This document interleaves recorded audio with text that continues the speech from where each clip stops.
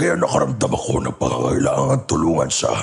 Lalo na nang malaman kong anak niya pala ang doktorang yun na siyang kumamot sa akin. Kung hindi lang din naman mapapasakit si Cynthia, edi kukunin ko na lang ang anak niya. Walang niya siya. Pagkatapos niyang gawin katulad niya ang nanay ko, magpaplanuhan niya rin pala ako.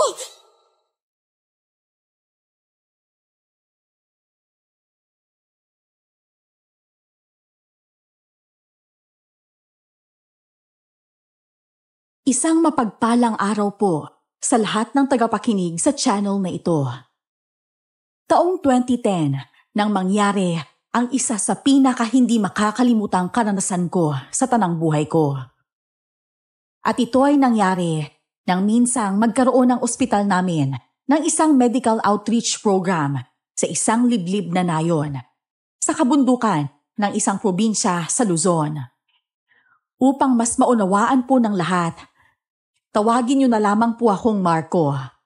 At ito ang aking kwento. Bago ko simulan ng storya, huwag kalimutang mag-subscribe bilang suporta sa ating channel. O ano, kaya mo pa ba? Malayo-layo pa yung biyahe natin. Matulog ka na muna kaya. Ano ka ba, Marco? Siyempre naman, no? Baka sanay ako sa mahabang biyahe, kaya wala kang dapat ipag-alala sa akin, no? Siya, sige. Ikaw ang bahala, pero kapag inantok ka, umidip ka na lang muna. Kung nagugutom ka naman, may pagkain ako dyan sa bag. Ano namang niningiti-ngiti mo dyan? Wala, ang caring mo kasi masyado eh. Bakit? Nahuhulog ka na ba? Huwag kang mag-alala, sasaluhin naman kita eh.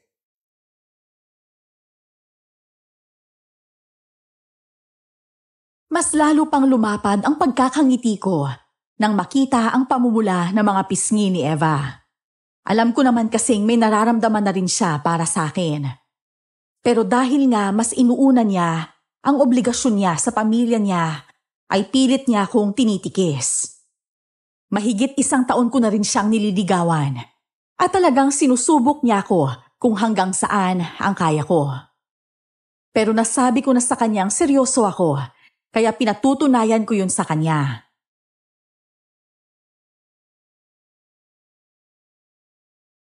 Grabe no, ang layo pala talaga ng nayon na to mula sa bayan. Talagang mga ganitong lugar ang nangangailangan ng mga medical mission at outreach program eh. Oo nga eh. Teka. Tignan mo sa banda doon. Parang may kumusyon. Parang may nagsisigaw pa nga oh. Hala? Oo nga. Tara, puntahan natin. Baba muna tayo para malaman natin kung anong nangyayari doon.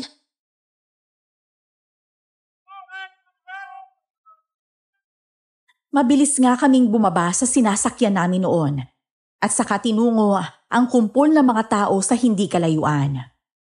Nang makalapit na kami, ay saka lang namin naklaro kung ano ba talaga ang nangyayari. Isang matandang lalaki ang nakikipagsuntukan sa isang mama na mukhang isa namang negosyante.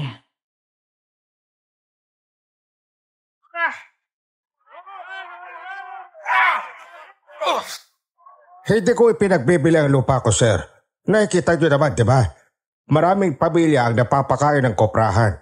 At kapag ipinagbili ko yun sa inyo, hindi naman sigurado ang magiging trabaho ng ibang mamamayan sa itatayo mong negosyo. At paano mo naman nasabi yan? Klaro naman sa proposal na binigay ko na lahat ng mga manggagawa sa koprahan ay sigurado na magkakaroon ng trabaho sa resort na itatayo ko rito. Pero mas mahalaga pa rin ang desisyon ng mga mamamayan. Sa iyo ang lupang yun, pero sa mga mamamayan, manggagaling ang desisyon. Ibang klase. Kung hindi mo talaga maintindihan kung saan ako nanggagaling, mabuti pang sa ibang dayong ka na lang maghanap ng lupang bibilhin mo.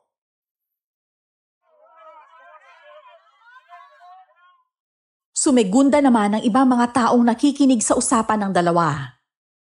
Kita ko ang panggagalaiti sa mukha ng mamang negosyante habang mahigpit na nakakuyom ang kanyang mga kamay.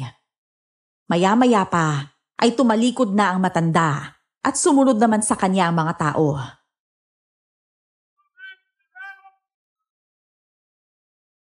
Usapang lupa pala. Tara na sa sasakyan. Hindi talaga maiwasan ng mga ganitong senaryo, no? Lalo na sa mga ganitong lugar. Maganda nga naman kasi talagang pagtayo ng resort dito. Maliwalas ang paligid at sariwang hangin, kaso nga lang, malayo mula sa bayan. At saka mawawalan ng trabaho ang mga karamihan sa mga mamamayan kapag nagkataon.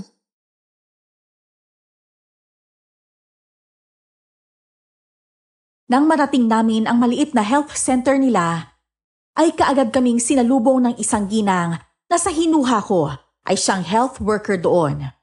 Kasama niya ang isang dalagang aita na sa palagay ko ay nasa edad 20 anyos lang. Lumibot ang paningin ko sa kabuuan noon. Gawa lang sa kahoy ang center at ang yerong bubong ay may mga butas na rin. Ay, magandang araw ho. Ako nga po pala si Doktora Eva. Ito naman yung doktor na makakasama ko sa outreach program, si Dr. Marco. Magandang araw ho. Nagagalak ko akong makasama kayo sa programa namin. Magandang araw din sa inyong dalawa. Abay, natutuwa ho kaming makilala kayo. Lalo na't napili niyo ho ang nayon namin para sa outreach program ninyo. Abay, malaking tulong ho ito sa mga mamamayan ng nayon na ito. Naku, wala hong anuman. Layunin ho talaga namin na makatulong. Siya nga ho pala. Saan ho ba kami tutuloy pansamantala? Iha, maaari mo bang samahan si na Dr. Eva sa tutuluyan nila? Abay, maigi na rin makapagpahinga sila lalo na at mahaba ang binyahe nila papunta rito. Haliho kayo, sumunod po kayo sa akin.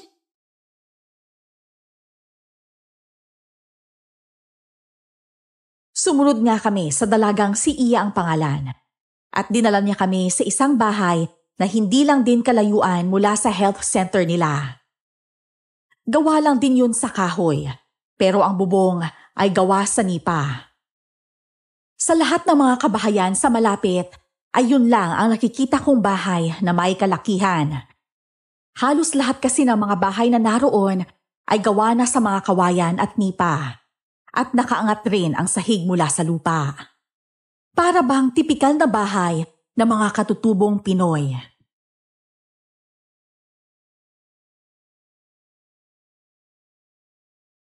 Haliho kayo. Salamat. Iya ang pangalan mo, di ba? Tama? Oo. Matagal ka na bang tumutulong sa health center nyo? Hindi ho eh. Nito lang hong makapagtapos ako ng kursong vocational. Pwede ko bang malaman kung anong kurso yon? Caregiver po. Caregiver pala. Alam mo bang in-demand ang caregiver sa ibang bansa ngayon, ha? Yun nga po yung rason kung bakit po ako kumuha ng kursong yun eh. Imbis na mag-aral ng 4 na taon sa kolehiyo, bukod sa hindi ako gagastos ng malaki rin po yung sasahurin. Di kung ganun, balak mo nang mag-abroad? Natigil ako sa pag-aayos ng mga gamit namin nang mapatigil sa pagsasalita si Iya. Huminga siya ng malalim bago muling magsalita. Halata ang lungkot sa mukha niya. Kaya naman, naintriga ako sa sasabihin niya. Naku, hindi pa ho siguro. Hanggat may mga kahamong tao na nagbabalak kunin yung lupa ni tatay para sa pansarili nilang kapakanan, hindi ko maaaring iwan si tatay. Matanda na ho kasi siya. At ayoko pong dumating yung araw na mabalitaan ko na lang na may masamang nangyari sa kanya. Dahil lang ayaw niyang ipagbili yung lupa niya eh. Tatay? Ibig sabihin tatay mo yung kausap nung lalaki kanina na pinipilit siyang ibenta yung koprahan, tama? Oho. Dahil po sa koprahan na yun, kaya ho ako nakapagtapos ng pag-aaral. Kaya ho, ayoko pong mawala yung koprahan dahil lang ho din sa umaasang ibang mga mamamayan dito. Doon po sila kumukuha ng pampaaral sa mga anak nila eh. Gusto ko kung lahat ng kabataan sa nayong to magkaroon ng magandang edukasyon para maiangat din nila yung kahirapan ng mga pamilya nila. hindi ko maiwasang maantig sa sinabi ni Iya. Talagang mahalaga sa kanya ang kapakanan ng mga kanayon niya. Katulad din ng pagpapahalaga ng tatay niya. Nakita ko namang nagpahid si Eva ng pisngi niya. Kaya naman lumapit na ako sa kanila at saka hinagod ng bahagya ang likod niya. Asya, sige ho, mauna na ho ako sa inyo ha. Kung may kailangan ho kayo, pwede naman ho kayong pumunta sa health center o di kaya naman po doon sa bahay namin. Doon lang ho sa gawin yun no, malapit ho sa kuprahan. Sige Iya, salamat ha.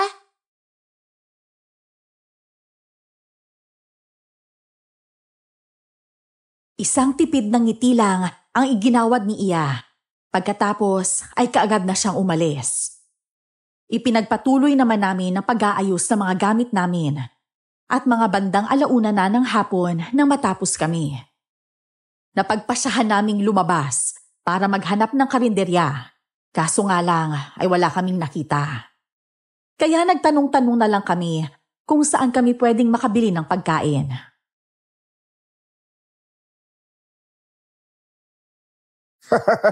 Pasensya na kayo iho, iha.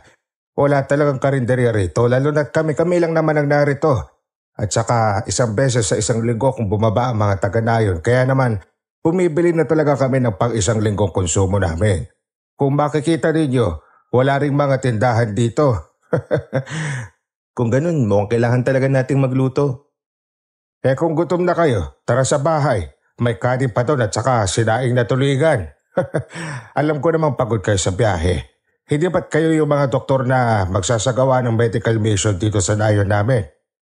Oho, kami nga ho. Abay kung ganon, mas lalo nyo palang dapat na paunlakan ang paanyaya ko sa inyo. Isipin nyo na lang na pasasalamat ko yun bilang napili nyo ang nayon namin para pagdausan ng programa ninyo. Kung ganon, sige ho, hindi na ho kami tatanggi.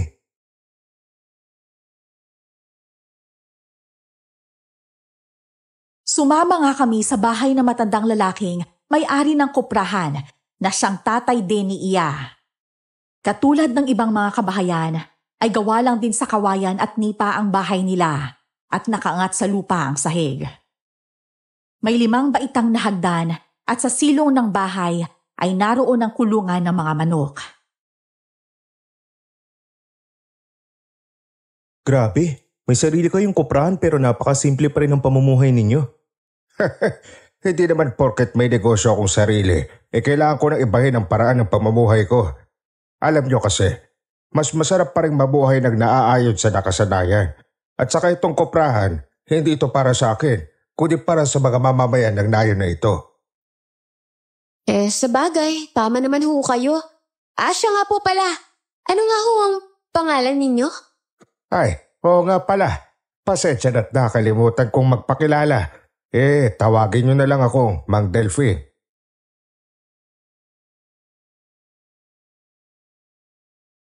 Mas namangha pa kami nang makapasok kami sa bahay ng matanda.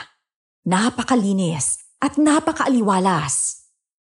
Wala kang ibang makikitang kagamitan maliban sa isang set ng kawayang upuan. Yung may 2 pang-isahang upuan at saka isang mahabang upuan. Tapos sa gitna ay isang kwadradong lamisita na may nakapatong na isang garapong may mga bulaklak na nagsisilbing centerpiece. Malalaki rin ang bintana ng bahay, kaya naman pumapasok talaga ang sariwang hangin.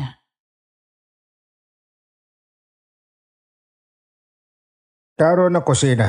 Hali kayo. Huwag kayong mahihiya. Ako lang naman ang nandito. Nasa health center pa kasi ang anak ko eh. Oo nga, si Iya. Oo, siya nga. O siya, maupo na muna kayo riyan at ipaghahain ko lang kayo. Naku, maraming salamat ho. Oh, eto na. Si Iya ang nagluto niyang tulingan. Masarap yan. Sige nga, tikman ko nga. Oo nga, masarap nga ho. Nagustuhan mo ba? Oo, masarap ho. Pero biro, abay pwede na mag-asawa. Yun nga rin ang sinabi ko sa kanya eh.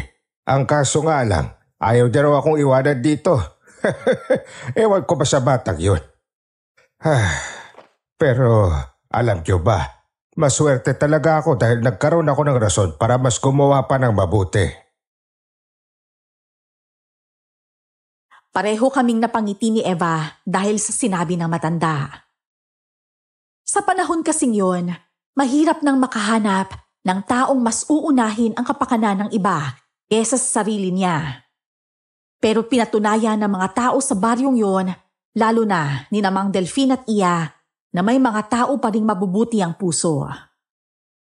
Pagkatapos naming kumain, ay inilibot pa kami ni Mang Delfin sa kuprahan. Pasado 4:00 na ng hapon nang makabalik kami sa bahay na tinutuluyan namin.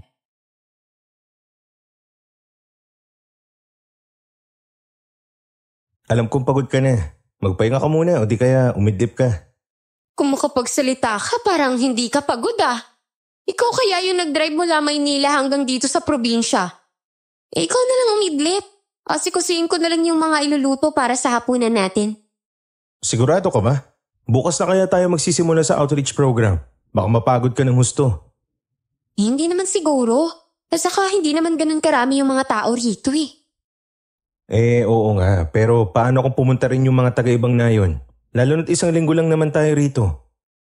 Ayos lang din. Masaya akong makatulong. Lalo na't may mga bago akong inspirasyon. Ako ba yan? Che, mukha mo no? Hindi ikaw yun no? Tinaiya tsaka Mang Delfin kasi yung ibig kong sabihin no? Nagsiselos na ako. Hindi magselos ka lang dyan. Ba't kasi ayaw mo pang maghanap ng ibang liligawan eh? Sa'yo nga kasi ako may gusto. Tsaka seryoso ako sa'yo no? Ang layo na narating ko, ngayon pa ba ako susuko?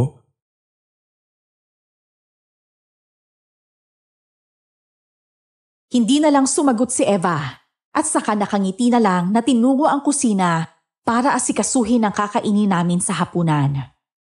Ani kasi ni Mang Delfin, 6:00 pa lang ng gabi ay naghahapunan na ang mga tao roon. At wala nang ni isang tao ang lumalabas kapag nagsimula ng lumatag ang dilim. Kaya naman 8:00 pa lang ay tulog na kami ni Eva. Ngunit bandang 11:00 ay bigla na lamang akong nagising dahil sa sunod-sunod na pag-alulong ng mga aso. Walang ya. Ano ba naman yan? Ang ingay naman ng mga aso, nakakagulat. Tignan ko nga sa bintana. Baka may masamang loob na nakita tong mga aso na to kaya nag-iingay. Mang Delfin? Parang siya nga. Yan, sige, kape pa. Nagiging magugulatin ka na dahil sa kakakape mo eh. Ano bang tinitignan mo dyan ha? Bakit ka naman kasi nang gugulat? Kanina ka pa ba dyan? Hindi naman. Kalalabas ko lang din galing banyo nang makita kitang nakasilip dyan sa bintana. Kaya nakasilip na rin ako. Pero nakita mo rin di ba? Si Mang Delfin yun di ba? Ano naman kayong ginagawa niya sa labas ng ganitong oras? Akala ko ba maaga pa silang natutulog at wala nang taong lumalabas pagsapit ng dilim? Imbis na sumagot, ay nagkibit-balikat na lamang si Eva at saka bumalik na sa kwarto niya. Marahan na lang akong napabuga ng hininga at pagkatapos ay pumasok na rin sa kwarto ko. Hindi ko alam kung ilang beses na ba akong nagpabaling-baling sa higaan ko noon hanggang sa hindi ko na namalayang nakatulugan ko na pala ang pag-iisip tungkol sa nakita ko. Kinabukasan, naroon na naman ang mamang negosyante na nagpupumilit na bilhin ang kuprahan ni Mang Delfin.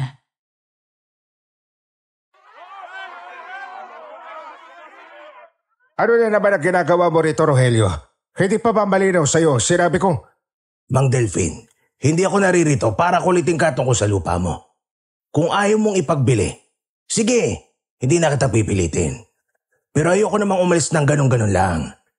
Ayoko ang maiiwan kong imahe sa mga tao ay yung mapilit na Rogelio. anong ibig mong sabihin? Hindi na lang sumagot noon si Rogelio at sa halip ay tinawag ang isa sa mga tauhan niya. Maya-maya pa ay may isang truck naman ang dumating. At nang buksan nila yon, ay inilabas ng iba pang tauhan niya ang mga karton na sa hinuha ko ay mga grocery item ang laman. O kayo lahat, pumila rito ang gustong makatanggap ng libreng grocery. Huwag kayong mag-alala at huling punta ko na rito. Simula ngayong araw na to, tatantanan ko na si Mang Delphine at hindi ko na pipiliting bilhin ang koprahan niya. Ibang klase. Hindi ko alam kung anong pakulunan naman niya yan. Ay. Hayaan mo na siya. Gusto niya yan pero sana naman to pa rin niya yung sinabi niyang hindi niya napipiliting bilhin yung lupa ni Mang Delphine. Siya nga pala. Tungkol kagabi, wala ka bang napansing kakaiba nang makita mo si Mang Delphine? Kakaiba? Parang wala naman. Bakit? Ikaw ba may napansin ka? Wala naman. Tara na. Ayusin na natin yung mga gagamitin natin dun sa health center. Naging maayos naman ang ginawa naming outreach program. Naroong nagpa-feeding kami sa mga bata at namigay ng mga vitamins. Naghanda rin kami ng mga palaro. At pagkatapos ay nagkaroon kami ng maikling pag-uusap patungkol sa malnutrisyon at mga sanhi nito. Kinagabihan tuloy, pagkatapos maghapunan, ay nagpababa lang kami ng kinain at kaagad na rin kaming natulog dahil sa pagod. Ngunit nagising na naman ako nang makarinig ako ng mabibilis at sunod-sunod na katok mula sa pinto.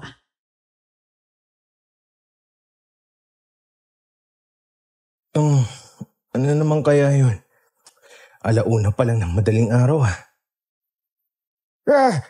Tutulong! Pakiusap! Tulungan niyo ako! Teka, parang si Mang Delphine yun . Doc Marco, Dr. Eva, pakiusap! Pagbuksan niyo ako ng pinto! Akala ko ay ako lang ang nagising dahil sa mga pagkatok at pagtawag ni Mang Delphine ng gabing yon. Ngunit paglabas ko ng kwarto ay siya ring paglabas ni Eva sa kwarto niya habang pupungas-pungas pa. Marco, nagising ka rin pala? Oo, teka lang . Diyan ka lang. Titignan ko muna kung sino nasa labas. Sumunod naman si Eva sa sinabi ko at nanatili lang sa harapan ng kanyang kwarto. Ako naman, mabilis kong kinuha ang kutsilyo sa lababo at saka tinungo ang bintana. Sumilip muna ako ron para makasigurado kung si Mang Delphine nga ba ang nasa labas. At kagyat ako na pamulagat nang makitang si Mang Delphine ngayon. Mang Delphine, anong nangyari sa inyo? Tsaka bakit ko kayo duguan? Haliho kayo, pasok ko. Mamaya ko na sasabihin, iho. Kailangan ko magamot ang sugat ko. Diyos ko, Mang Delphine! Ano ho nangyari? Ang dami ang dugo ng damit niyo. Mukhang malalim din po yung sugat ninyo. Sandali at kukuha muna ako ng first aid kit para malinisan natin yung sugat ninyo. Habang kumukuha ng first aid kit si Eva, ay inalalayan ko munang makahiga si Mang Delphine. Itinaas ko ng bahagya ang mga paa niya at nilagyan ng unan sa ilalim para makadaloy na maayos ang dugo sa utak niya. Ano bang ginagawa niyo sa labas ng ganitong oras? Akala ko ba wala na lumalabas kapag lumatag na ang dilim? Sinisigurado ko lang naman na ligtas sa mga tao. Na totoo nga ang sinasabi ni Rogelio na tatantanan niya na ang koprahan. Pero hindi ako mapakali. Palagay ko may iba siyang binabalak. At yun na nga, may nakita akong mga tao na nakaitim na jacket at may bonnet na nakatakip hanggang sa mukha. Pinagtangkaan nilang sunugin ang koprahan. Ano? Napakahalang naman pala talaga ng kaluluwa ng Rogelio na yun. Wala siyang isang salita. Eto na ang panlinis ng sugat. Marco, pwede mo ba akong ikuha ng maligamgam na tubig at saka malinis na bimpo? Para maipunas natin sa paligid ng sugat ni Mang Delphine. Sige, sandali lang. Kaagad nga akong tumalima sa pakiusap ni Eva. At pagkatapos ay kaagad na dinala ang mga kailangan niya. Hindi ako makapaniwala nang makita ang mga sugat ni Mang Delphine. Malalim kasi yun at malaki at marami ng dugo ang nawawala sa kanya.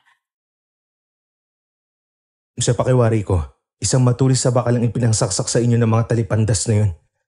Tama ka, Iho. Bakal nga ang ginamit ng isa sa kanila para saksakin ako at pagkatapos ay saka sila umalis. Mabuti na lang talaga at hindi sila nagtagumpay na sunugin ang koprahan. Ako, masyado hong malalim yung sugat ninyo, Mang Delfin eh. Sa tingin ko ho, kailangan nyo pong madala sa ospital sa lalong madaling panahon. Baka rin ho kailangan ninyong masalinan ng dugo. Lalo na't napakaraming duguhon na wala sa inyo. Hindi na kailangan yun, Iha. Malinisan lang itong sugat ko at malapatan ng paunang lunas ay sigurado akong gagaling din ito.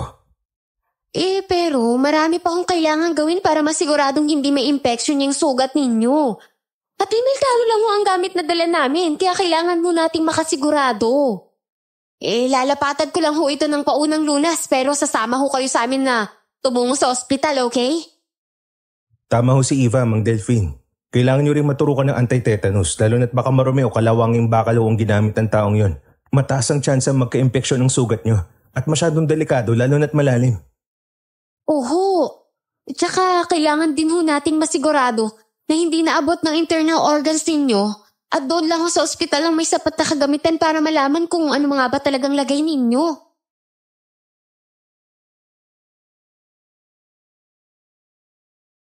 Hindi na nga kumontra pa nun si Mang Delfin. Kaya naman, kaagad na naming sinimulan ang paglilinis ng sugat niya. Pasado 2:00 na matapos kami at saka kami nag-asikaso para madala na namin sa ospital si Mang Delfin. Ngunit nang palabas na sana kami ng bahay, ay bigla na lamang siyang dumaing.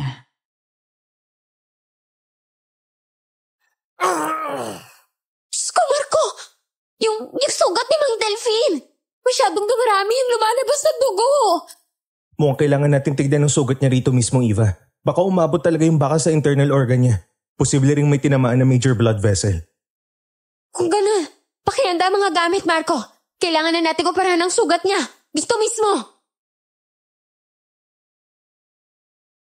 Mabilis ang kilos ko habang inihahanda ang mga kakailanganin para sa gagawing operasyon. Inihanda ko rin ang kwartong gagamitin at saka nilinisan. Saka ko inilapag ang sterile tray na may lamang mga surgical instruments sa lamesa katabi ng papag. Mabuti na lang at may kuryente na ng mga panahong yun sa nayo ni Mang Delfin. Kaya hindi na masyadong mahirap para sa amin ang magsagawa ng operasyon. Handa ka na ba, Doc Marco? Oo, Doc Eva. Kumusta ang vital signs niya? Maayos na ang lahat. Stable na rin ang blood pressure at circulation niya. Kailangan lang nating bilisan pero gawin natin ng maingat ang operasyon na to. Umusal muna si Eva ng isang maikling dasal, saka humugot ng isang malalim na hininga bago simula ng operasyon. Siya ang lead surgeon ng mga oras na yon at ako naman ang nagsilbing assistant niya. Tumagal ng halos 2 oras ang operasyon na yon at pareho na lang kaming napaupo sa lapag pagkatapos.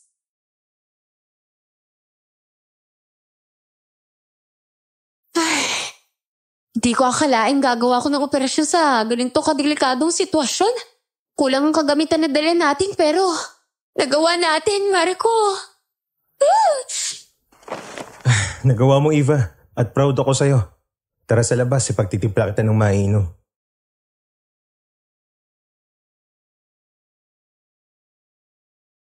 Ngunit nang akmang lalabas na kami sa kwarto, ay saka naman kami nakarinig ng sunod-sunod na katok mula sa pinto. Mabibigat yun at tila ba nagmamadali. Nagkatinginan na lamang kami ni Eva, saka ko siya binulungan. Dito ka na muna. Titignan ko lang kung sino nasa labas. Sige. Tao po! Dok! Dok Eva! Tao po! Teka, si Iya yun ah.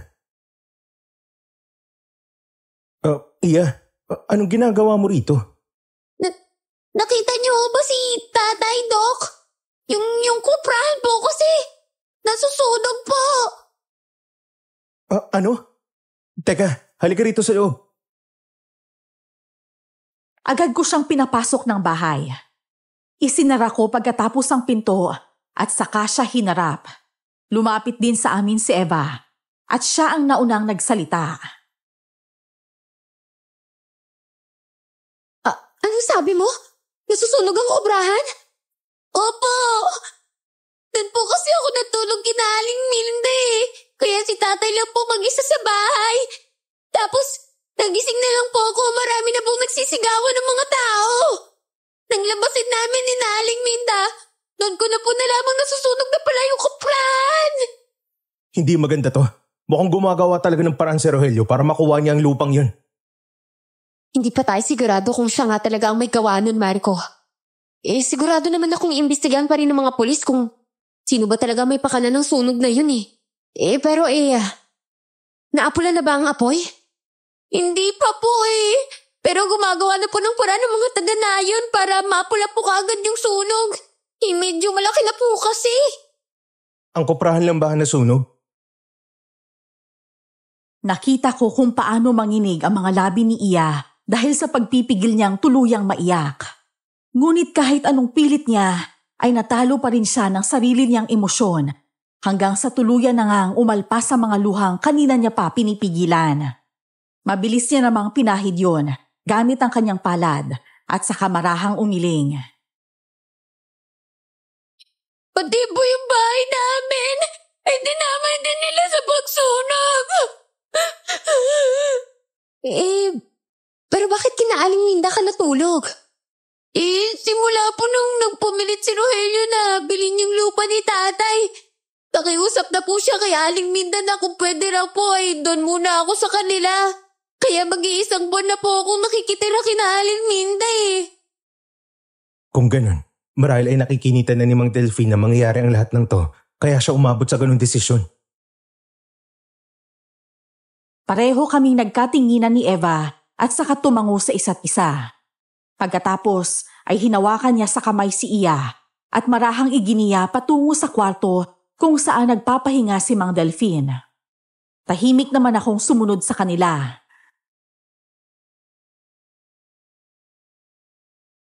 Duguan siya kanina nung pumunta siya rito eh. Dadalhin pa sana namin siya sa ospital eh. Kaso lumala na yung pagdurugo niya. Kaya napilitan akong dito na lang isagawa yung operasyon sa sugat niya. Buti na lang at hindi naabot ang internal organs niya. At may isang major vessel na na-damage dahil sa pagkakasaksak sa kanya. Diyos ko! Napakasama naman talaga para gawin to kay tatay! Sisiguraduhin kong mananagot ang dapat managot! Huwag kang mag-alala, Iya.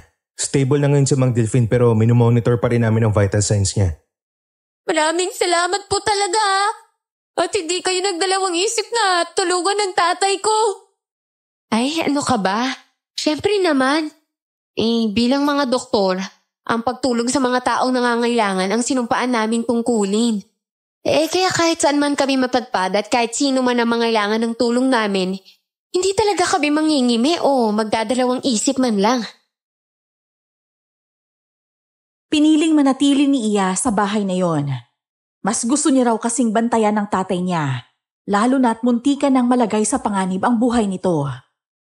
Aniya ay ipauubaya na raw niya sa mga taga-nayon ang pag-apula sa sunog sa kuprahan dahil mas kailangan ng tatay niya ang presensya niya roon. Kinabukasan naman, pagkatapos naming mag-agahan ni Eva, ay kaagad na kaming tumungo sa kwarto ni Mang Delphine para palitan ang dressing ng sugat nito.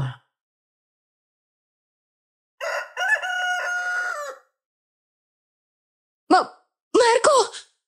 Bakit? May problema ba? Tingnan mo! Oh, ano meron? Teka, totoo ba itong nakikita ko? Humihilom na yung sugat ni Mang Delphine? Oo, nakapagtataka. Paano? Pareho kaming natigilan at napaatras nang magmulat na mga mata si Mang Delphine. Saka ito walang kahirap-hirap na bumangon at naupo, na para bang hindi siya naoperahan kagabi. Maya-maya pa ay dumating naman si Iya, dala ang isang maliit na kahong gawa sa kahoy.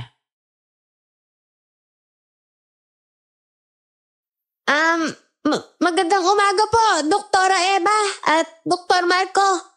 Ako, pasensya na po at Hindi na ako nakapagpaalam kaninang umaga bago ako umalis Ayos lang, Iya. Siya nga pala. Ano yung dala mo? Mukhang may mga lupa pa Akin na yan, Iya. Pagkatapos ay iwanan mo muna kami 3 rito. Eto po. Sige doktora. Doktor, alis na po muna ako. Bago umalis si Iya, ay isinara niya muna ang pinto sa kwarto, maging ang pinto sa labas. Pagkatapos ay saka naman kami hinarap ni Mang Delfin habang hawak ang maliit na kahoy na kahon na yon. Maraming salamat sa inyong dalawa sa pagtulong sa akin. At ang mga taong katulad ninyo ay nararapat na nabigyan ng gantimpala dahil sa kabutihang taglay ng inyong mga puso. Gantimpala ho? Oo, Iho. Kung hindi dahil sa inyong dalawa, marahil ay abo na lang ako ngayon. Abo? Anong ibig niyong sabihin? Kako baka pinaglalabayan na ako ngayon. Naku, hindi naman ho, no? Kahit papaano naman ho, wala namang natamaang laman loob sa kalamnan ninyo. Kaya sigurado hong makakaligtas kayo, no? Talaga ba? Parang nakita ko reaction mo pagkatapos mo ko operahan Kita ko ang bahagyang panlalaki ng mga mata ni Eva habang namumula ang kanyang mga pisngi. Pasimple na lamang ako napangisi, saka ibinaling ang pansin sa ibang direksyon. Ilang sandali pa ay muli na namang nagsalita si Mang Delfin. Dahil sa kabutihang loob ninyo, hayaan ninyo akong bigyan kayo ng maliit na regalo bilang gantimpala sa paggamot nyo sa akin. Eto, tanggapin nyo. Naku, ano po ito? Buksan mo, Iha. Dala ng kuryosidad ay nilapitan ko si Eva para makita ko rin kung ano ang gantimpalang tinutukoy ni Mang Delfin. Marahang binuksan ni Eva ang kahon at tumambad sa aming harapan ang isang maliit na batong tila ba isang salamin. Nagtataka naman akong napatingin kay Mang Delfin at nakita kong nakangiti siya habang nakatingin din sa kahon. Isang bato? Ano naman pong magagawa nito para sa amin? Saka hindi po ako pamilyar sa mga bato pwede po ba itong isang la? Hindi, Iha. Ang batong yan ay hindi lang basta isang bato. Dahil yan ay mutya ng hulagway. Gamit ang batong yan, ay makikita mo kung ano ang tunay na anyo ng isang tao. Tunay na anyo? Teka, pwede ho bang ipaliwanag nyo ng maigi? Masyado ho kasing nakakalito. Anong anyo ho ba yung tinutukoy nyo? Naniniwala ba kayo sa mga aswang? Aswang? Subalit hindi katulad ko ay hindi ko nakitaan ng anumang pag-aatubili si Eva. Sa halip ay lumapit siya sa matanda at saka hinawakan ng kamay nito gamit ang kaliwa niyang kamay. Lumuhod pa siya sa harapan ng matanda na para bang may gustong ipakiusap. Ano pong alam ninyo tungkol sa mga aswang, Mang Delfin? Bakit, Iha? Naranasan mo na bang makaengkwentro ng mga katulad nila? Nanay ko ho, ilang taon na siyang nakakulong sa mental hospital dahil inakala ng tatay kong nababaliw na siya. Ayaw maniwala ni tatay sa akin na nakagat si nanay ng isang halimaw Nagitla ako sa mga sinabi ni Eva. Oo nga't, alam kong nasa mental hospital ang nanay niya at madalas ko rin siyang samahan sa pagdalaw doon. Ngunit noon ko lang nalaman ang dahilan kung bakit nagkakaganon ang kanyang ina.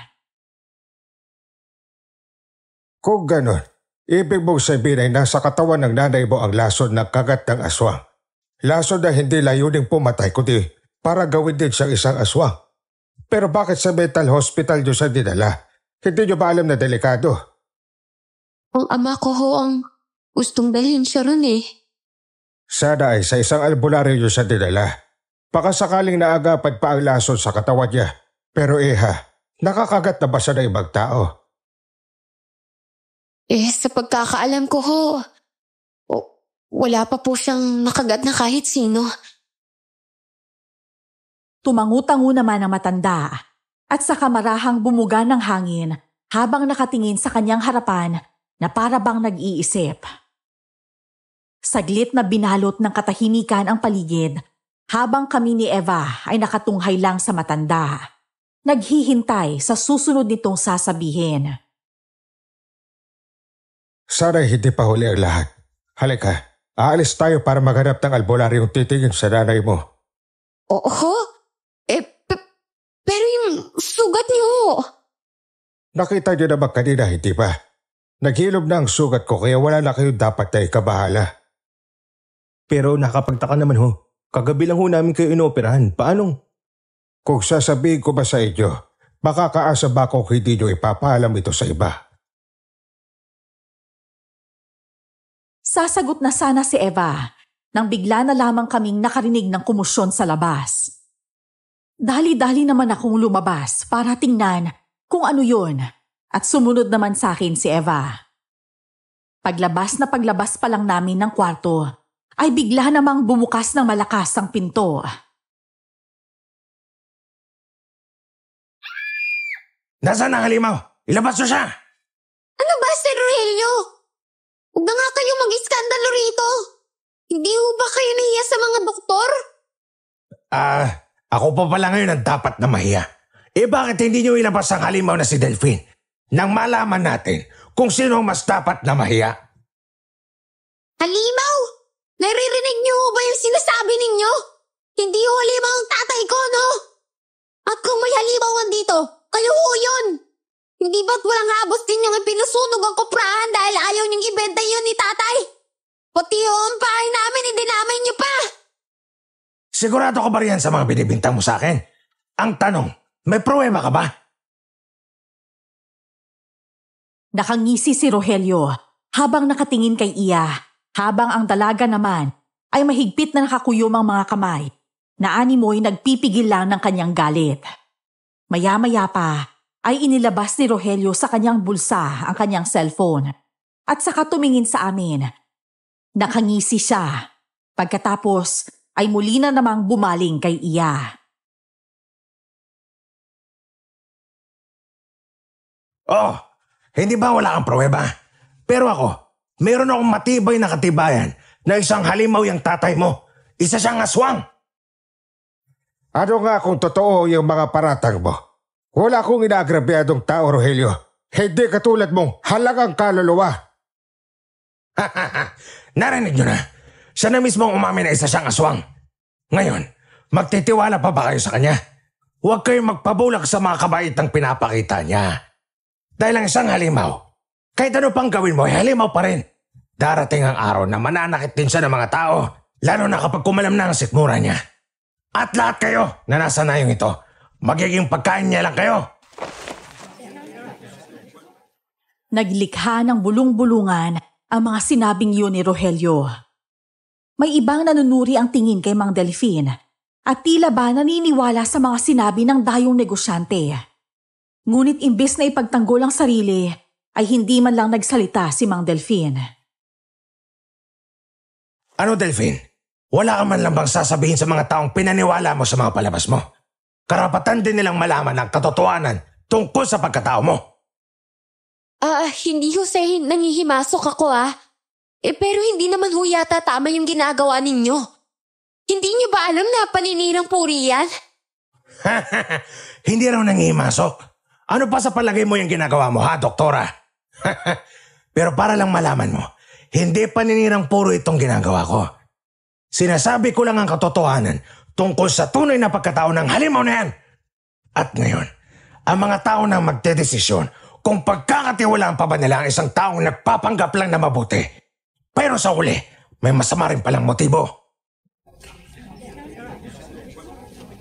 Isang mapanuyang ngisi pa ang pinakawala ni Rogelio kay Mang Delphine bago ito tuluyang umalis kasama ang ilang mga tauhan niya.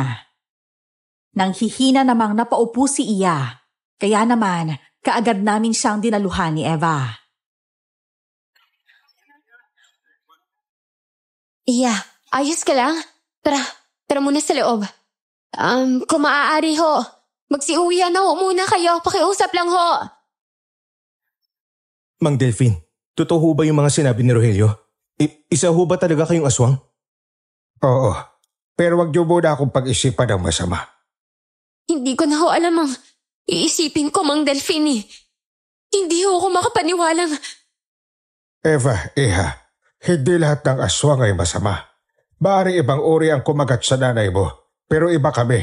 Iba ang lahi namin. Doktora Eva!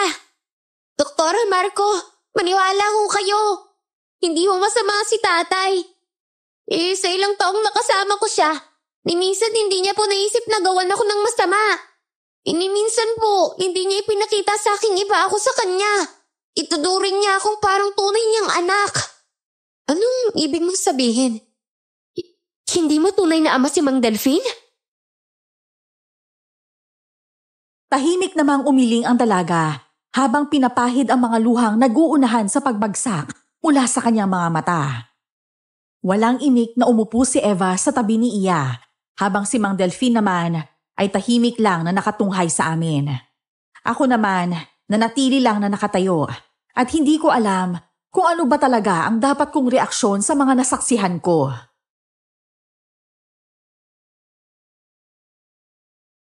Pasensya na ho kung hindi ko po magawang magtiwala sa inyo ngayon, Mang Delphine. Maaari na ho kayong makaalis rito. Magaling na rin naman ho ang sugat ninyo, hindi ba? Sige, Iha. Naiintindihan ko. Salamat ulit sa paggamot niyo sa akin. Iya, anak. Halika na. Umuwi na tayo. Pero tay, wala na ho tayong uuwian Sinunog na ho ng tauhan ni Rogelio. Gagawa ko ng paraan para makagawa kahit maliit na kubo muna. Pero ikaw, doon ka pa rin kinaminta tutuloy. Nang araw na yon ay hindi na namin naisagawa ang pangalawang araw ng outreach program dahil sa dami ng mga nangyari. Mula sa pagkakasaksa kay Mang Delphine at sa pagsasagawa ng emergency operation sa kanya, hanggang sa pagkasunog ng koprahan at pagkalantad ng tunay niyang pagkatao. Masyado nang nayanig ang mundo namin dahil sa mga yon, kaya napagpasyahan na lang naming ipagpaliban ang programa.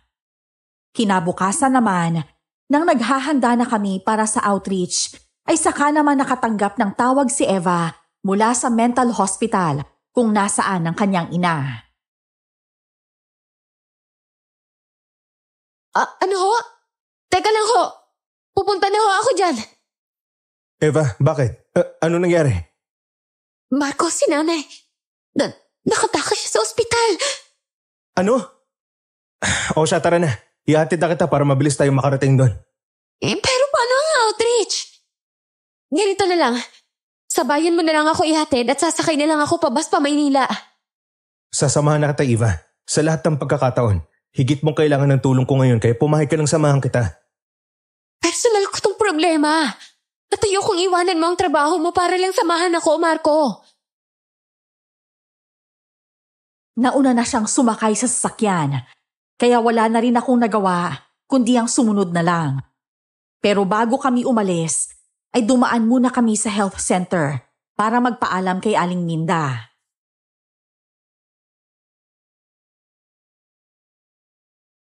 Ay, kung ganyan, Dok, samahan niyo na lang si Doktora. Naiintindihan namin sa emerhensya ang nangyari kaya ayos lang po sa amin. Magsasagawa na lang ulit kami ng feeding para sa mga bata at saka kaunting palaro. Kapag nakabalik na kayo saka na lang po ang symposium. Sigurado ho ba kayo? Siyempre ho, Dok. Lumarga na kayo at malayo pa ang biyahe ninyo pa Maynila. Maraming salamat ho sa pag-intindi, Aling Minda. O siya, alis na ho kami. Sige ho, mag-iingat ho kayo.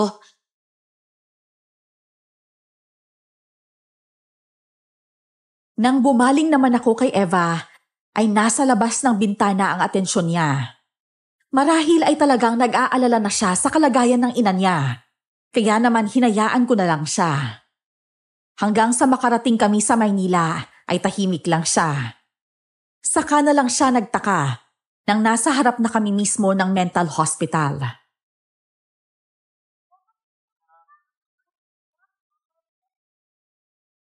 Masyadong occupied yung isip mo dahil sa nangyari sa nanay mo. Kaya hindi na kita inistorbo. Ni hindi mo nga yata narinig yung sinabi ni Aling Minda kanina nung nagpapaalam tayo sa kanya eh. Pasensya na ha. Nag-aalala lang kasi talaga ako kay nanay eh. Siya, papasok na ako sa loob.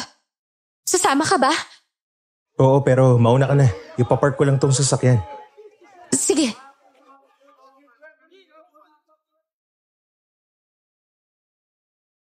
Nang maiparada ko na ang sasakyan, ay saka ako nagmadaling pumasok sa ospital. Ngunit nasa gate pa lang ako, ay nakasalubong ko na si Eva, aligaga at umiiyak. Kaya kaagad ko siyang inalalayan papunta sa sasakyan at saka ko siya kinausap. Eto, panyo. Gusto mo ba ng tubig? Marco, masamang balita. Bakit? Ano raw bang nangyari? Kanina raw, nung hinatiran ng isang nurse si nanay ng pagkain, bigla na lang daw siyang nagwala. Inabrot niya yung nurse. Saka kanagat sa leg. Critical ngayon yung nurse at nasa ospital. Eh yung nanay mo, nahanap na raw ba siya? Yun nga yung problema, Marco eh. Hindi na nila nahabol si nanay. Kahit yung mga gwardya, hindi siya nagawang habulin. Tinangka pa raw niyang patamaan si nanay pero mabilis daw siyang nakailag eh. Eh, paano na ngayon yan? Magabang na lang kaya tayo ng balita. Baka naman may makapag-report sa pulisya at sa kanya at sigurado kung may ibabalita din yun sa TV o sa radyo. Ayaw kasi ni tatay maniwala sa akin na sa panganib ang buhay ni nanay eh. Ayaw niya maniwala na hindi hospital ang kailangan ni nanay. Paano niya ngayon to? Paano kasaktan ng mga tao si nanay? Huwag ka mag-isip ng ganyan. Ipagdasal na lang natin na mahanap natin siya kaagad. Nagpahatid sa akin si Eva sa bahay nila upang magpatulong sa tatay niya na hanapin ang nanay niya. Ngunit nang papasok na kami sa gate, ay saka naman kami nakarinig ng mga kalabog mula sa loob. Pagkatapos ay sinundan yon ng isang angil na tila galing sa isang mabangis na hayop.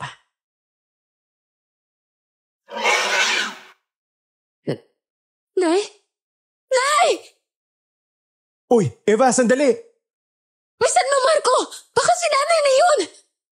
Eh, teka lang naman. Wala tayong dalang kahit na ano. Paano kung bigla niya tayong dambayin at sunggaban? Dahil sa sinabi ko, ay napatigil si Eva. Totoo naman kasi, mahirap sumuong sa isang laban nang wala kang kahit na anong armas. Lalo pat ang nanay niya ay hindi nakatulad ng dati.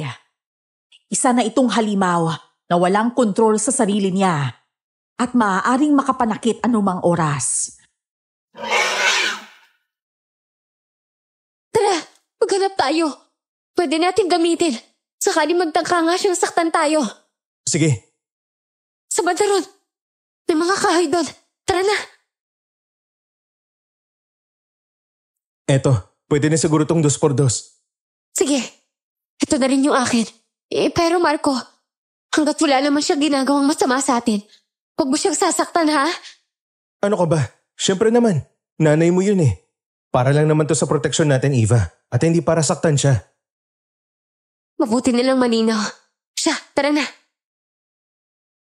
Marahang pinihit ni Eva ang pinto para tingnan kung nakalak ba ito. Mabuti na lamang at bukas yun. Kaya naman maingat niya yung binuksan upang hindi makagawa ng anumang ingay. Papasok na sana siya noon nang pigilan ko siya.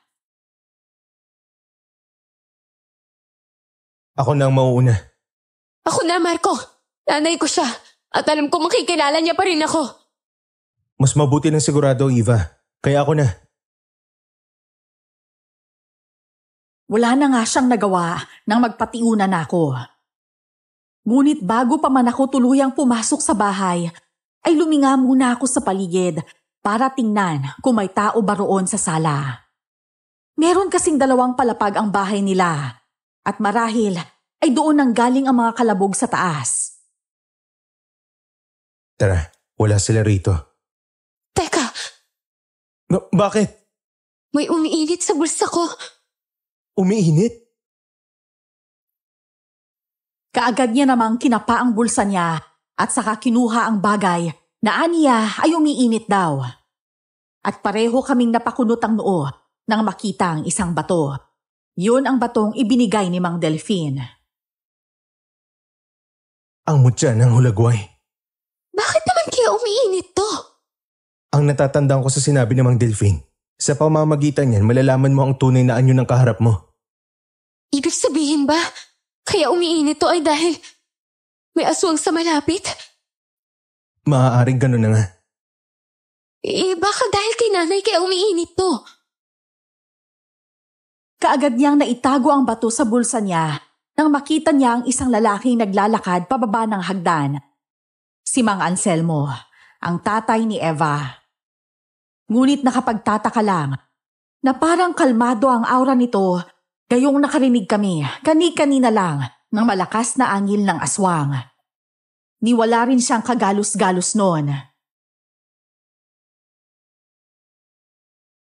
Eva, anak, nandito ka pala.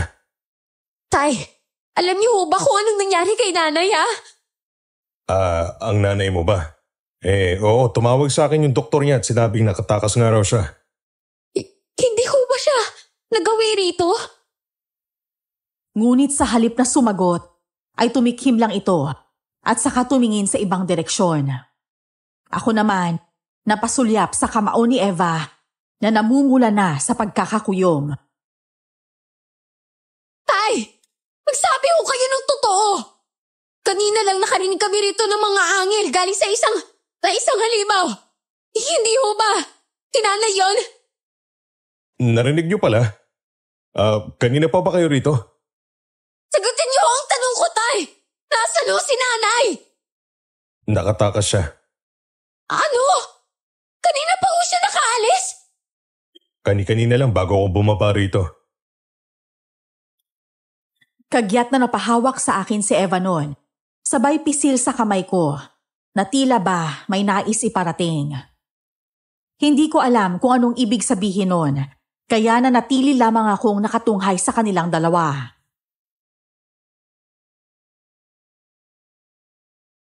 Tay, pwede ho bang dumito muna kami? Baka kasi bumalik pa ulit si nanay dito eh. Walang problema. Bahay mo rin to kaya malaya kang umuwi rito kung kailan mo gusto. Salamat ho. O bueno, magluluto na muna ako na makakain ninyo. Wag na ho, Tay. Busog pa ho kami. Magpapahinga na lang muna siguro kami. Tapos ako na ho ang magluluto mamaya para sa hapunan natin. Sige, ikaw ang bahala.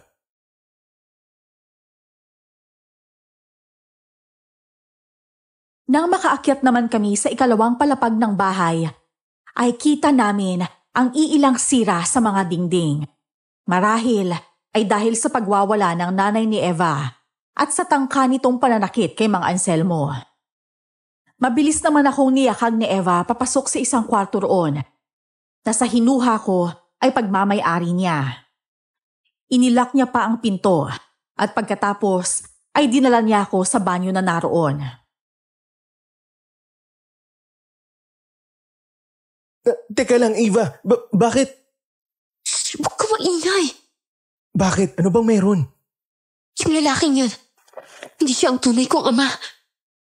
Anong ibig mong sabihin? Sabihin wala kang napansing kakaiba sa kanya. Paano ko naman malalaman? Sa isang taong panliligaw ko sa'yo, bilang pa lang sa daliri kung ilang beses kami nagkita eh. Marco, hinayaan niya lang tayong umakyat sa kwarto ko nang tayo lang. Hindi niya ka tayo sinita eh. Dapat noon pa lang magtaka ka na. Oo nga no. Pero baka naman hindi na siya tumutol kasi matanda na tayo eh. Hindi na tayo teenager para pagbawalan pang mapag-isa sa kwarto. Hindi ganun si tatay. Kahit matanda na ako, hindi niya ako hayaang magsama ng lalaki sa kwarto ko. Lalo pat hindi pa naman kita nobyo. Napaisip ako ng maigi sa sinabi ni Eva. At saka ko lang napagtantong may kakaiba nga sa mga kilos ni Mang Anselmo. Lalo na nang wala akong makitang ni isang galo sa katawan niya. Gayong ang sabi ni Eva ay may nasaktan nga itong isang nurse sa ospital. At mas lalo pang tumibay ang hinala na yon dahil sa mga sumunod na sinabi ni Eva. At ang mas nakapagtataka pa, wala na rito si nanay. Pero itong mutya ng hulagway, umiinit pa rin. Ibig sabihin, mahilimaw pa sa bahay na to. At imposible namang ikaw yun.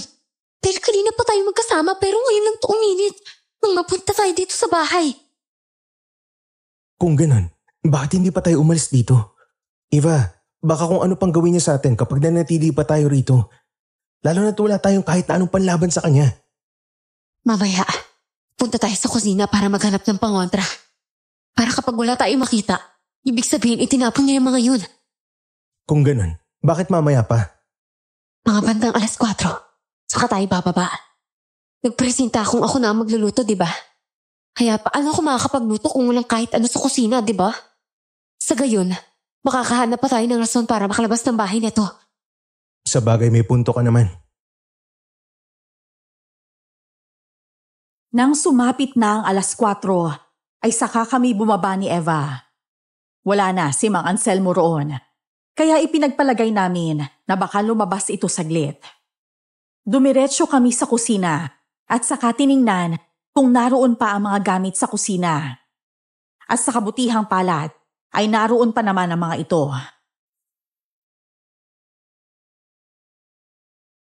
Marco, pakitingin na sa freezer kung meron pang pwedeng iluto. Asikusin ko na tong mga bawang at sibuyas.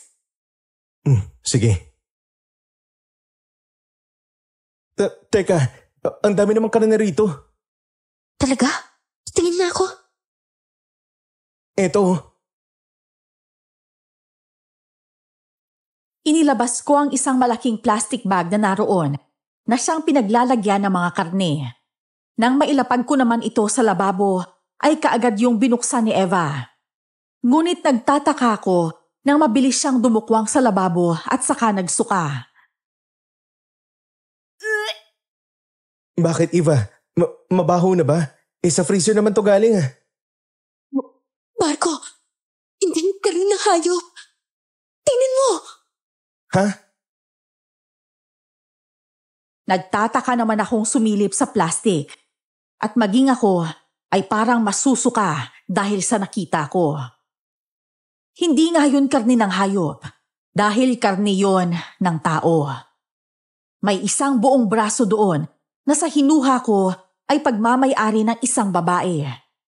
May nakita rin akong pisngi na may kasama pang tenga na may hikaw. Putik! Hindi nga tayo ligtas dito, Eva. Kailangan na nating umalis. Tara, mukhang kailangan na nating babalikin ang Mang Delphine. Siya lang ang kilala natin may kaalaman tungkol sa mga aswang. At siya lang ang alam kung makakatulong sa atin.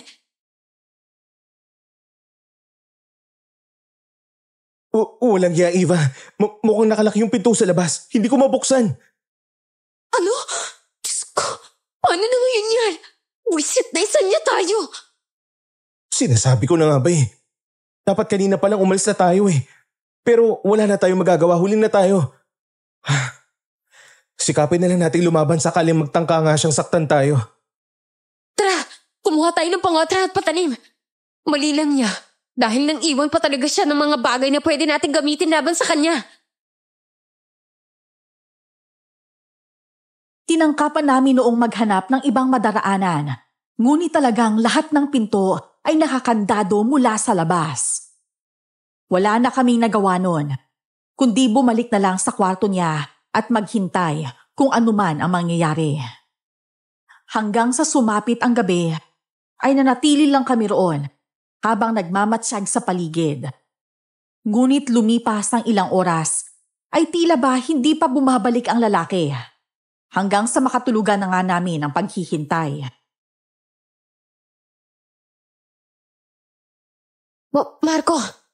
Marco, gising! Bakit? May naglalakad sa bubungan. Ano? Ano ka ba? Bumupulong na nga ako nag-init ko pa talaga. Pasensya na. Kakagising ko na kasi. Tapos ganyan pa yung bubungad sa akin. Sino bang hindi magugulat doon? Basta tumahimik ka na lang dyan at maghanda. Umiinit na naman ang mutya ng lagway. Kaya sigurado akong aswang yung palakad-lakad sa bubungan ngayon. Maingat ang mga kilos namin ni Eva habang inihahanda namin ang mga pangontra namin at patalim. May mga bawang at kalamansi kami. At meron din kaming tig-iisang kutsilyo. Ngunit duda kung makakaya naming labanan ng aswang na yon sa pamamagitan lang ng mga yon. Pero nilakasan ko na ang loob ko. Hanggang sa ilang sandali pa ay may sumigaw mula sa labas. Hoy!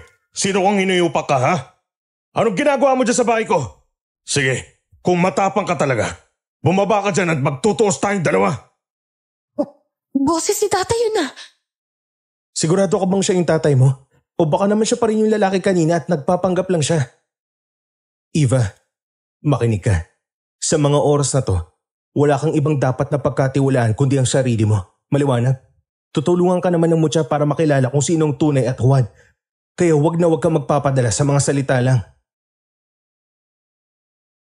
Tumango naman siya at muli kaming nagmatsyag sa paligid. Narinig namin ang malakas na angil ng aswang na nasa bubungan at muli na namang sumigaw ang lalaki sa labas. Sumilip naman kami ni Eva sa maliit na siwang ng bintana at doon ay nakita nga namin si Mang Anselmo, hinahamon ng aswang. Ano? Hindi ka ba talaga bababa dyan? Sige, hintayin mo ako at ako ang aakyat dyan para puntahan ka. Bakit? Akala mo ba natatakot ako sa'yo? Isa ka lang namang masamang aswang na nagpapanggap para may sagawa ang mga balak mo. Aba, kung makapagsalita ka, parang alam mo na ang lahat tungkol sa akin, ha? Siyempre, alam ko dahil kapatid kita. Kapatid? Kita mo na, sa ating dalawa, ikaw lang naman ang walang alam. Kahit gumamit ka pa ng ibang anyo, makikilala at makikilala pa rin kita, Benito. Benito? Ibig sabihin, hindi nga siya ang tatay mo, Eva. Wisit, pero paano niya naman nagawang magpanggap bilang tatay ko? Mula sa kilos hanggang sa pananalita niya, kayang-kaya niya si tatay. Marahil ay matagal niya na kayong minamanmanan at marahil ay siya rin yung kumagat sa nanay mo. Kung ganun, walang hiya siya. Talagang ginamit niya pa talagang anyo ng tatay ko para lang magawa niya ang plano niya. Ibig sabihin, planado niya ang lahat ng to. At kaya sa mental niyang ipinadala si nanay, ay para walang sagabal sa plano niya. Ano namang rason niya para gawin yun sa pamilya niyo? At saka, kung nagpapanggap lang siya, nasaan ang totoong tatay mo? Ilang taon nang lumipas pero ngayon lang lumabas ang katotohanan. Pero, teka lang ha, parang ang gulo pa rin eh, parang may mali. Ibig sabihin, may ideya na siya kung sino ang aswang na yun. Pero kung ganun nga, nasaan na siya? Itinago ba siya ng aswang na nagpapanggap bilang siya? O baka umalis siya para maghanap ng taong makakagamot sa pagkaaswang ng nanay mo? May punta lahat ng sinabi mo, Marco. Posible nga ang alinman sa mga yun. Muli pa kaming sumilip sa siwang ng bintana. At doon ay nakita namin kung paano nagpalit ng anyo ang aswang. Naging isa siyang mabalasik na nilalang na may payat na pangangatawan. May pakpak din siya. At ang kanyang mga kamay ay tila ba mga kamay ng insektong tatangkas. Subalit matatalim ang dulo nito na animoy talim ng kutsilyo. Kung ganun, wala na palang rason para magpanggap pa ako. Pinapahanga mo talaga ako, Delphine. Pero paano mo naman nalaman na nandito ako? At saka bakit ka naririto? Akala ko ba nasa buntok ka na at namumuhay bilang mabuting ermitanyo, ha? Dahil pumunta sa nayo namin ang taong ninakawan mo ng anyo para hanapin ang bantog na albularyong si Armando. At naamoy ko sa kanya ang doktorang naglunsad ng programa sa lugar namin. Kaya nakaramdam ako ng pangangailangan tulungan siya. Lalo na nang malaman kong anak niya pala ang doktorang yun na siyang gumamot sa akin. At huwag mo akong matawag-tawag sa pangalan ko dahil mas matanda ako sa'yo. Ano naman ngayon kung mas matanda ka sa akin? Kahit kailan, hindi kita tinuring na kapatid. Ikaw na lagi nilang pinapabura ng mga magulang natin dati. At ngayon, kahit sa babaeng mahal ko, wala pa rin akong kapag-pag-asa. Lecheng buhay to. Ano raw? Walang pag-asa sa babaeng mahal niya? Diyos ko, hindi kaya... At saka, narinig mo ba? Tinawag ng aso na Delphine yung isa pang aso na nasa bubong. Yan ay dahil mas inuna mo ang galit dyan sa puso mo. Mas pinailan mo ang selos at inggit hanggang sa kainin na nito ang buong sistema mo. Hindi ko kailangan na mapangalan mo, Delphine. Ang kailangan ko ay ang babaeng nasa loob ng bahay na yan. Kung hindi lang din naman mapapasakit si Cynthia, edi kukunin ko na lang ang anak niya.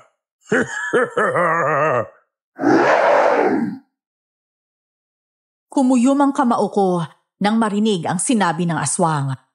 Naging malinaw na sa akin ang lahat. Na ang rason kung bakit tinangka ng aswang na yon na gawing aswang din ang ina ni Eva ay upang magkaroon siya ng pagkakataong makuha ito mula sa pamilya nito. At nang mapagtantong palpak ang plano niya, ay gumawa na naman siya ng panibagong hakbang. Walang niya siya. Pagkatapos niyang gawin katulad niya ang nanay ko, magpaplanuhan niya rin pala ako. Huwag ka mag-alala dahil hindi ako papayag na makuha ka niya. Dadaan muna siya sa bangkay ko bago niya magawa yon. At akala mo ba, papayag ko kung makuha mo ang anak ko, aswang? Magkakapatayan muna tayo bago mo magawa yon.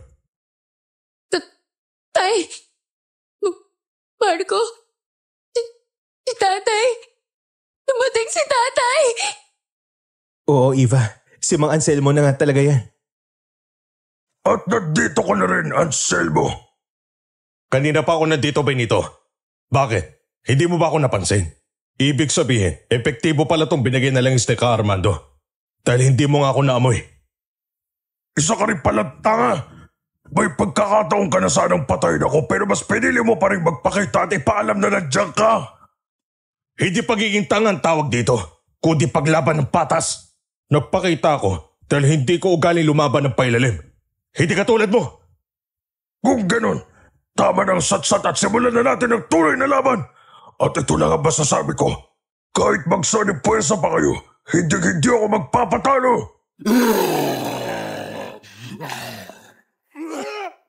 Unang nagpambuno sina Benito at Mang Anselmo. Sinugod ng aswang si Mang Anselmo at mabilis naman niya itong nailagan. May kinuha siyang parang latigo mula sa tagliliran niya at iniwasiwas sa harapan ng aswang. Kaagad namang umatras ang halimaw. Waring natatakot matamaan ng latigong yon. O ano, Benito? Akala ko ba matapang ka? Bakit bigla ka naman umatras nang makita mo tong buntot pagi ko, ha? Huwag ka masyadong kampante, Anselmo. Hindi porket umatras ako ay natatakot na ako sa pepitsugin mong latigo. Ang matapang na sundalo, hindi lang sulong ng sulong. Dapat matuto ka rin umatras paminsan-minsan. Sundalo ba ka mo? Anong klaseng sundalo ka ba, ha? Sundalo ni Satanas? Ito nararapat sa'yo. Sumugod si Mang Anselmo habang iwinawas-siwas ang buntot pagi. Mabilis naman itong nailagan ng aswang, ngunit hindi tumigil si Mang Anselmo sa pagsugod. Nang umiba ng direksyon ng paghampas niya ng buntot pagi, ay wala nang nagawa pa ang aswang, kundi sa laging ito gamit ang kanyang mga braso.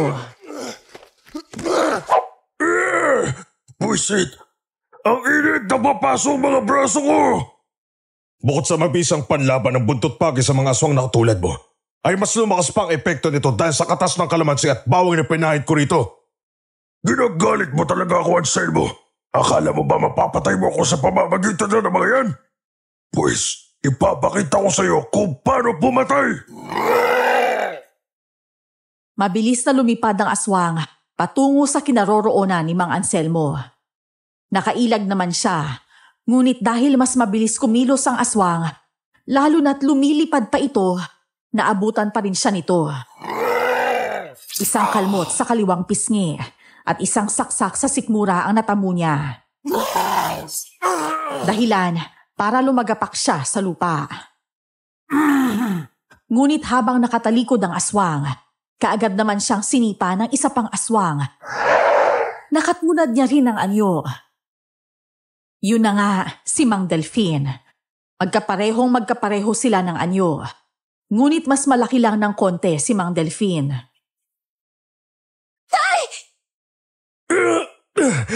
Walang iya. Ang hapdi ng kalamnan ko. Hayop ka talagang aswang ka. Ako naman ngayon ang hanapin mo, Benito. Leche, ang sakit ng likod ko. Hindi lang yan ang abutin mo sa akin, Benito. Tandaan mo yan. Kahit kapatid pa kita, at kahit mahal kita, hindi ko palalampasin ang mga kasamaang ginawa mo. Tama na. Dito ko na tatapusin ang kasamaan mo.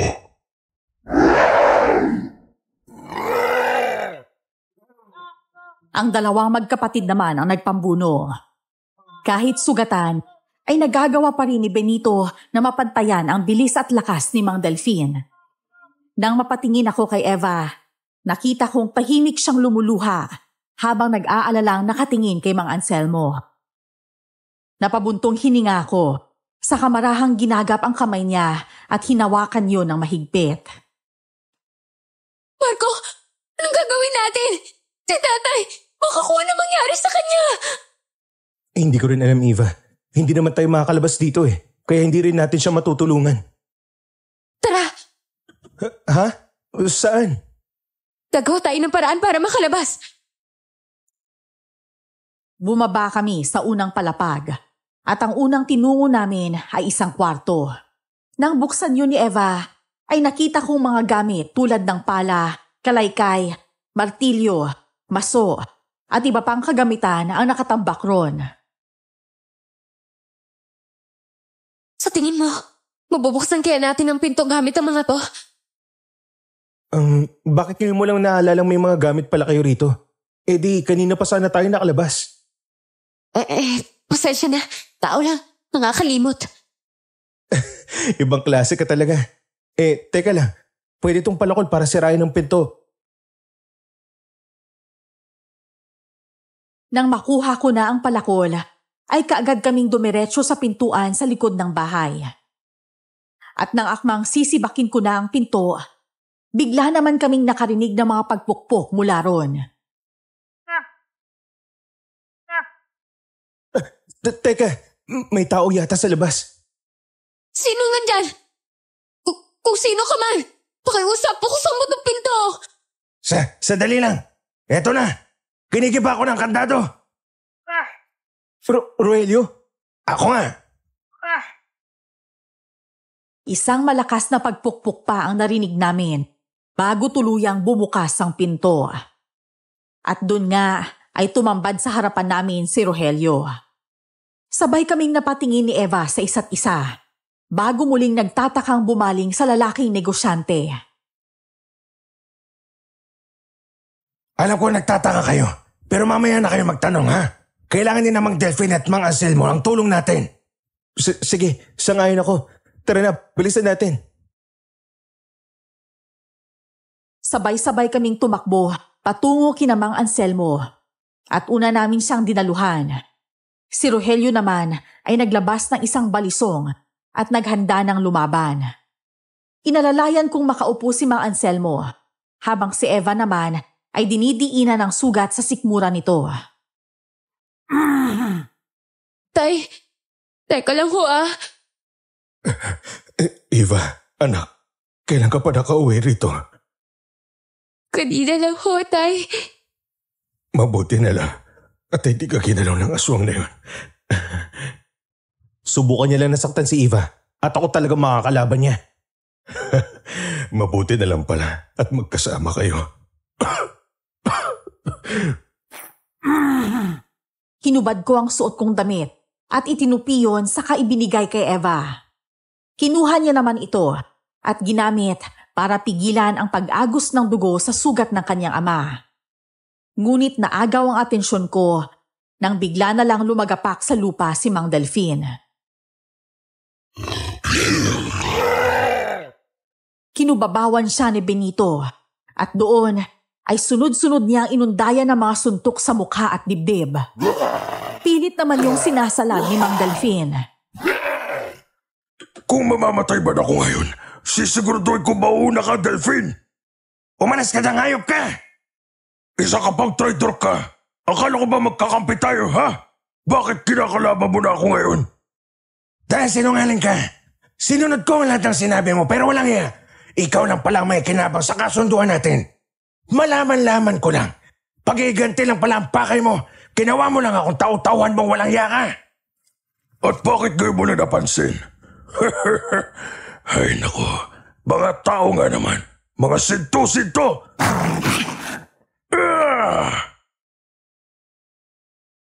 Ina na ituloy ni Benito ang sasabihin niya nang mabilis siyang sunggaban ni Mang Delfin at hilahin sa lalamunan. Kita ko kung paano nabali ang leeg ng aswang nang hatakin palalo ni Mang Delfin ang lalamunan nito. Sumirit ang dugo mula ron at nang binitawan na siya ni Mang Delfin ay lupaypay itong lumagapak sa lupa. Dilat ang mga mata. Tama na, Benito. Magpahinga ka na. Panahon na para pagbayaran ng mga kasalanan mo. Patay na ho ba siya? Hindi pa. Pero hindi na rin siya magtatagal. Anselmo, nasa na ang langis na binigay ni Armando? Eto. Rogelio, ikaw na. I-post mo sa katawan ni Benito. Sige ho.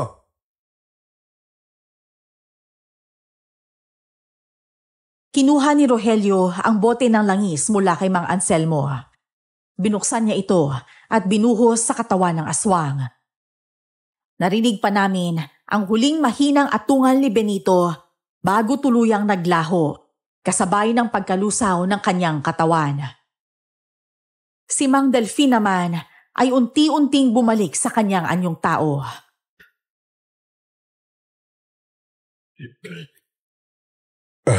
Sa wakas, tapos na rin.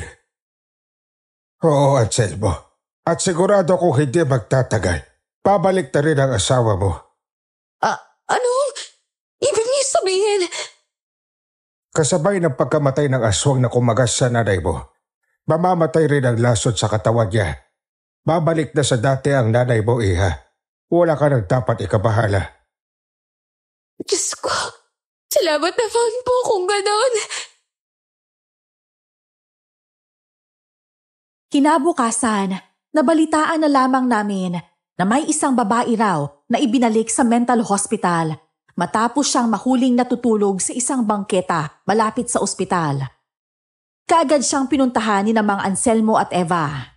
Doon, napagtibay na maayos na muli ang pag-iisip ng ina ni Eva at hinarap niya ang kasong isinampa ng mga magulang ng nurse na nakagat niya. Hello? Tay? Ano? Nagising na ho yung nurse? Ay, Diyos ko. Mabuti naman ho kung ganon. Ho? Salamat naman at makakalabas na si nanay. Sige ho, tay. Papunta na ho kami ni Marco dyan. Sige ho. Oh, ano raw sabi ni tatay? Tatay? Ang ibig kong sabihin, tatay mo. Ayun na nga. Nagising na raw yung nurse na nakagat ni nanay. Tapos hindi na rin siya magsasampa ng kaso kasi alam niyang wala sa tamang pag-iisip ang nanay ko. Oh, ang bait naman pala niya kung ganun. Hindi lahat ng tao may intindihan ng ganung sitwasyon. Oo nga eh. Kung ibang tao yun, kulungan talaga ang bagsak ni nanay.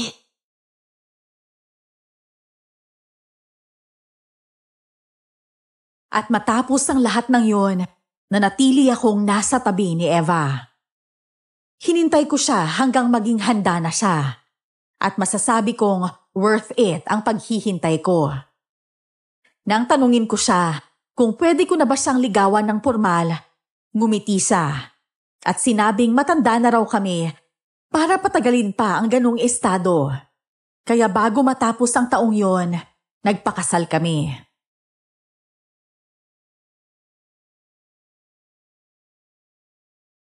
Ay, akalain mo yun. Sa kabila ng lahat ng masasamang nangyari sa pamilya mo, may mga biyayang kapalit.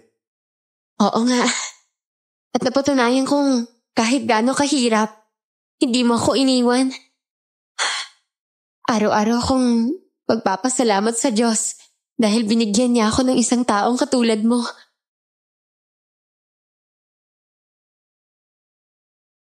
Ngayon, may 2 na kaming anak ni Eva.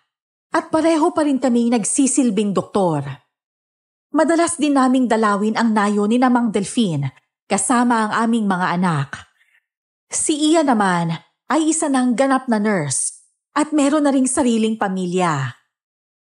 Dito ko na po tatapusin ang aking kwento, Miss Esperanza.